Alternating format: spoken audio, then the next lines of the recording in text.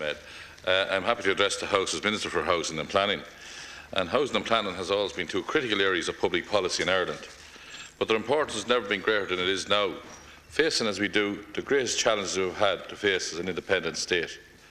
That's why getting these areas right, getting them in order and properly tackling the legacy problems that still grip our economy, our communities and our people will be the task I set myself during my time as Minister. The programme for government provides me with a strong mandate to do so. In the planning area, I will be developing and implementing initiatives over the coming months to refocus around a number of new priorities. More coordinated national, regional and local planning to achieve better developments that supports local communities. Making provision of transport, schools, local amenities and avoidance of flood risks more central to the planning process, and delivering higher quality in our physical surroundings. Unfinished estate, as Deputy Stanley says, is a significant issue, and in planning for the future, we must apply the hard lessons learned from the past. It is unacceptable that people who bought homes in good faith should now be left to endure the substandard living conditions of our unfinished estates. Most serious of all are those developments where unfinished building works are not properly secured, meaning that local children looking for somewhere to play can gain access to hazardous and sometimes dangerous places.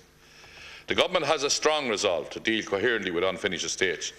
Our approach will involve all of the key stakeholders, including the more transparent and proactive NAMA that the Minister for Finance will deliver. I will be focusing on a number of key actions that will ensure that all parties deliver on their responsibilities and will restore confidence in our capacity to deal with unfinished housing developments and confidence in the very concept of a sustainable urban development. Delivering new social housing is also a priority, and as somebody who started off living in a council house, I know how important it is. But with too many houses for sale in some areas of the country, social housing need, already at a record high back in 2008, is still rising. The funding of social housing has suffered especially significant harsh treatment over the past number of budgets.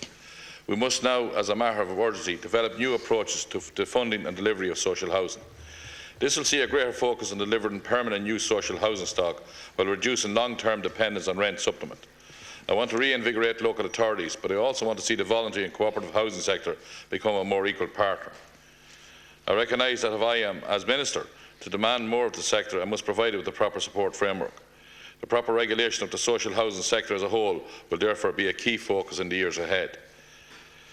In relation to arrears, there are obviously many households outside of the local social housing sphere who are barely hanging on to their homes. They have worked long and hard to buy and to keep. The Government will not stand by and see these young people and families thrown to the wolves of repossession. This Government will put in place credible, meaningful and compassionate measures to help families struggling every month to keep a roof over their heads. Our banking system depends on the state and the taxpayer for its very survival. This gives us considerable leverage on the banking system, and we must not be coy about using that leverage where it is done with the public interest at heart. The private rental sector is also an area that needs to be focused on.